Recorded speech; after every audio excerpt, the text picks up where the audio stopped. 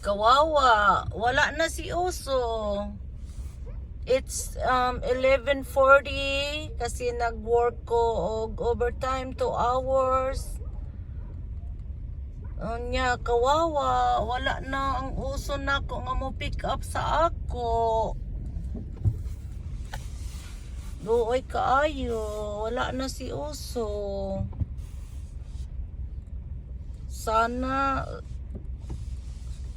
hala, there's a snake. Hala, what's that?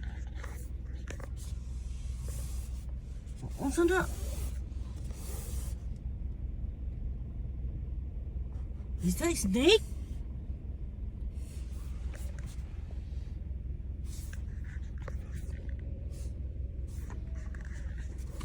Hala, bro, snake, oh.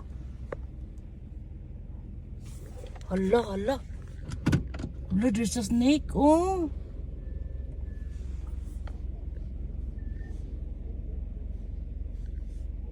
Is that a snake? Oh, what's that?